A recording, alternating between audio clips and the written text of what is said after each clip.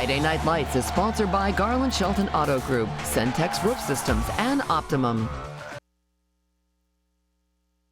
Friday Night Lights, I'm Justin Woodard. From Central Texas to the Brazos Valley, we have you all covered this evening. League play is underway for the loaded district 4-5A Division I. Both Lake Belton and Shoemaker dropped their openers last week, so this was a big-time matchup tonight because we all know 0-2 starts to district play are tough to overcome, and that's why it is our Friday Night Lights game of the week. Our Nicole Sheeran is at Leo Buckley, stayed in for the 4-5A D1 matchup. We got Mike Rogers at La Vega, Jordan Adams in Madisonville, and Ben Peck with the big Centerville and March showdown. But we start you-know-where at the top. Lake Belton and Shoemaker both going at it again. Both squads 0-1 in district play. You do not want to go to 0-2. Here come the Gray Wolves. And I bet following that, there's Lake Belton at midfield. We're going to start with the Broncos. Their quarterback, Eli Mascarenas, under center, going to fire it right, bubble screen to Micah Hudson, and you can forget about it. Stiff arm, get off of me, down the boundary. That's why he's a 5-star, 57 yards to the house for the recent Texas Tech commit. Just like that, it's all Lake Belton. They'd actually make this one 14-0, but the Gray Wolves would answer. Malachi Jerome, hand it off to Jared Hicks, busts to the line of scrimmage, finds a little crease in daylight, still looking at him, and you can forget about it. Speed kills, reservations for 6, how about 88 yards to the painted area, and just like that, we're tied up at 14s with Shoemaker trying to go with 21 unanswered, and they're going to do it. Jerome this time fires a dart to Jonathan Landman, stripped it, but it's too late, crossed the plane. Just like that, Wolves take the lead, 21-14. But here comes Lake Belton, Mascarenas. Oh, a little read option, in crashes down, he pulls that thing, and that's the right read, number 13. Into the end zone we go, tied at 21s, and then we're gonna air it out. Jerome letting it fly, Maurice Starr! Fingertip grab and rolls into the end zone. Are you kidding me? Back and forth we go, 27-21. Broncos say no problem. Mascarenas says, I can throw it deep too, and who else but your 5-star wearing big number 1. Micah Hudson hauls it in. They would cash it in from there. What a ball game, but Lake Belton gets the win, 44-35. So Lake Belton goes into clean and gets the win over Shoemaker. And you know what that means? It's time for a trophy presentation. That's the best game of the week yet, Nicole. Heck of a job.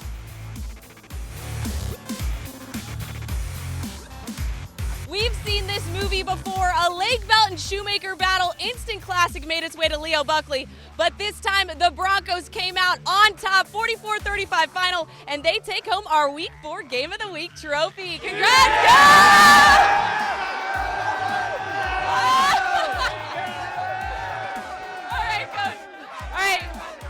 Come here, Coach. So, Coach, you've said it all, all after this game. You finally got one. You finally won it. How does it feel? Biggest win in school history. Our kids talked all week about finishing, and they did that. We gave up 1 score in the second half. We scored 3 or 4 times. We had a great halftime adjustments, and they did exactly what they were coached to do. This is a total program win. And you just said it, halftime adjustments. You had a 14-0 lead. You went into the half trailing by 1, and then you came lights out second half. What was different this year? Well, this year he wasn't going to propose. How about that? And a big man, Micah Hudson. Where's Micah? Micah Hudson. What a game. You commit to Texas Tech on Monday, and you just get a big district win under your belt. How does that feel? It feels great, just trusting these coaches, trusting God, trusting my teammates. We just came out here, the motto of the week was just finish, and we came out here and we finished. Well, I think it's safe to say these guys are pretty pumped. What do you guys think? Yeah! They're about to party all the way to Lake Belton. They've got Waco High next, but Justin, I'll send it back to you. Thank you very much. Let's get some more Central Texas action. What a show for Lake Belton, going to 1-1 in district play. Look at us have a 2-game skid. Harker Heights hosting Permian. It all Panthers on the doorstep. Jacob Garcia, boom, boom, boom, plunges his way into the end zone. So 6-3 after the missed PAT. We got Garcia here for Permian again. This time he's going to hand it off to Mr. Lara. And that's what they do. They run that slot T triple option, but when it's up the middle, you can do that. 13-3, all Panthers. But here comes Harker Heights. They would wake up. Quarterback, Caden Butler, in the gun. Post right alert, Ty McMillan. Got him, coach. It's a foot race, and you can forget about it. Tail lights to the end zone for McMillan. Back and forth we win, and Harker Heights pulls it out, 27-25. To Class 5A Division II now, Rudder hosting Chaparral, both teams 1-2. First quarter opening drive, Rudder QB Cody Billings hands it off to Bruce Hedrick. Little crease in daylight, and no one touches him. Even in flag football, he scores on that one. 7-0 all Rangers. Next possession, now we're going to air it out, but not very far. All you got to do is flick it to this man, Jaquise Martin. Get a little step and a little daylight, and he is scary. Down the boundary, see ya later. House call for number one. He's going to bust it all the way to the painted area. Rudder took the 14-0 lead. They go on to win it 31-16 to get their second win of the year. That's time for now our first break on Friday Night Lights. After this, how about a top 10 matchup between Connally and China Spring? Keep it here.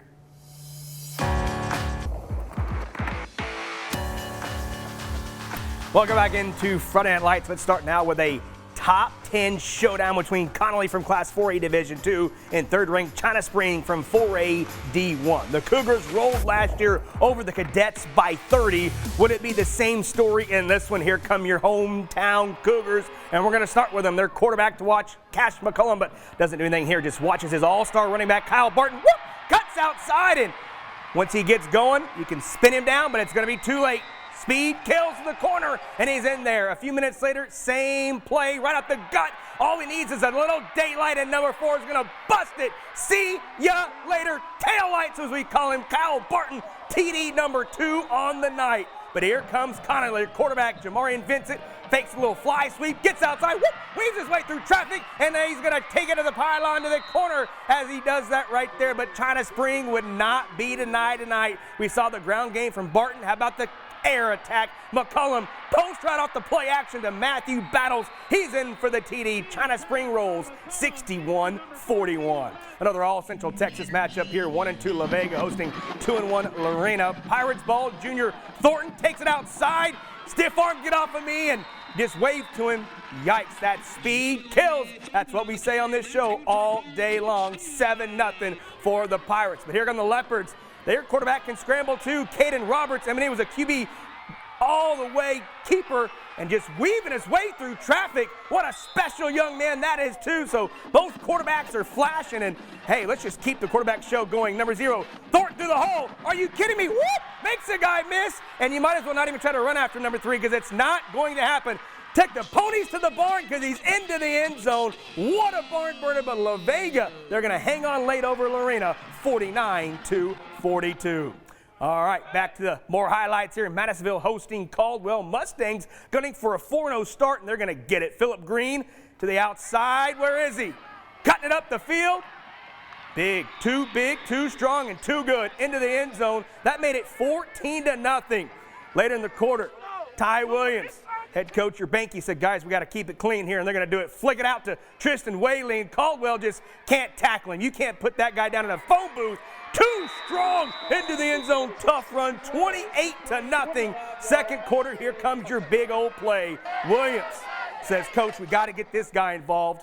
We know he's going to Texas Tech, right? Micah Hudson. Well, so is this man. Lorenzo Johnson, post route, down the seam, just going to stroll his way into the end zone. The Red Raiders going to pair superstars from our region. All Madisonville, 63-0. Here's our Jordan Adams with Coach Urbanky after the big win.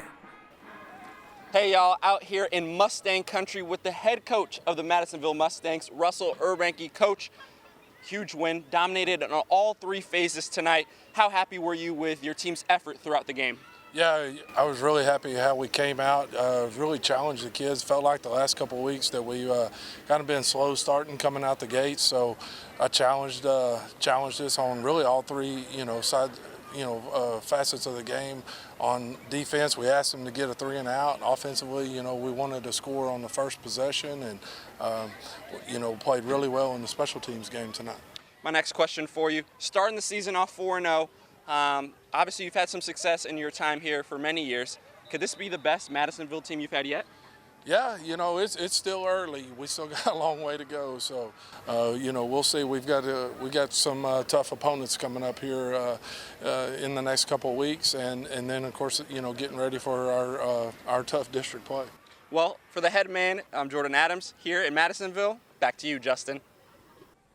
Thank you, sir. More action now. Number 1, Franklin from Class 3A Division 1. Back-to-back defending champions at home, taking on Jasper. Fullback dive right up the middle goes to Braden Yori. Plunges his way in for the TD. Jasper would block the extra point, so it's 9-0. And Jasper, the Bulldogs think they got something rolling here on offense. Isaiah Coleman looking over the middle, but he's going to be picked off by Landon LeBouf, and he's going the other way with the convoy, and is he going to do it? He is. Pick six city. How about the defense for the Lions stepping up? Franklin still on that amazing run. 29-14, winner, chicken dinner. Time for another break here on FNL after this, Class 3A and 2A. Welcome back into Friday Night Lights. Hope you're ready for some more action. Cameron Yo had a tough test tonight with number 6 Belleville in town. Promise from Class 4A D2, so Yeoman playing up in competition. We start with Belleville on the doorstep. It's Corrigan Hood in for the short TD, makes it 7-0. Belleville in the blink of an eye, and same little play here, little handoff on the right-hand side, but this time Hood is going to be stripped by Jacorius Hartman, and number 6 is going to go the other way for 6. Whoop! Makes the guy miss, and see ya later. House call. What a play by Mr. Hardman. Pull up the scoreboard. What do we have from Yo and Belleville? Belleville cruises 56-22. Bumblebee Country now Academy gunning for a 4-0 start, hosting Salado. First quarter, we went back and forth. Bumblebee's QB Casey Mraz. Play action, hits Zane Clark, little tiptoe dance, back of the end zone. Got him, coach, just how you draw it up. 7-0 Academy. But Salado would come right back. Luke Law is their quarterback, and he's a big old kid with a strong arm. I said he can throw it a mile, and he's got his guy, Case Magden, out of the backfield, down the seam, 7-7. I said back and forth we go. Academy then in the red zone on their next possession. You saw Mraz throw it deep, and this time almost gets me. A little off-tackle fake, around, looking, going to just put his shoulder down, boom, into the end zone, 15-7. Academy goes to 4-0, 55-28. 7-3A Division 1 now, Whitney hosting West. Wildcats 1-0 in league play, Trojans 0-1. We're going to start with your home team, Whitney. Mason Seeley down the boundary, Marcus Wilson, Moss is the defender, and then stays in bounds somehow, some way, showing off the hands and the feet. Just pure athleticism there, all the way to the end zone for a TD. And more from your home team. Seeley getting out of trouble, throwing it. Jaden Anderson, go up and get the football, young man. And then we're going to air it out again. Seeley to who else but Wilson, all alone in the end zone. Pull up a score. Whitney rolls 32-10. Non-district action here, but a great one. Top 3 showdown, Centerville and Mart. Opening drive for the Panthers, their all-star running back, J.D. Bell. Through the line of scrimmage, gets going, number 2, gets a block on the outside. Andrew Newman forces the fumble? Or is he out at the 1-yard line? Looks like he's out at the 1-yard line. A break for Mart, and then your quarterback, Superman over the top, 8-0. Mart ahead there. Second quarter, they're up 22-0. So Centerville's really got to get going here. It's Andrew Newman returning the kickoff, waits for a block, and then, the Red Sea parts, and he's going to go down the boundary. Let's pull up a score. Is it enough from Newman and company over Mart? Yeah, it does not look good. 36-21 in the fourth. Ben Peck taking away live with a live report. Yeah, Justin, that's probably going to be the final score. A couple touchdowns lead for Mart, but really Mart's been in control of this game from the get-go. I will say Centerville cut it to a one-possession lead going into the half, but Mart got a touchdown right before the break to kind of neutralize it. They had a chance in the fourth quarter as well, but the defense for Mart standing strong. Looks like it's going to be a 15-point win for the Panthers. Impressive from them against a very good team from Centerville. Justin, back over to you. All right, thank you, sir. Let's go over some scores real quick. Ellison falls to Red Oak in District Play 49-10. Midlothian all over Waco High 41-0. College Station a winner over Mexico Tigres 46-6. So College Station will enter District Play on a roll. That's it for Week 4. We'll see you next week for Week 5.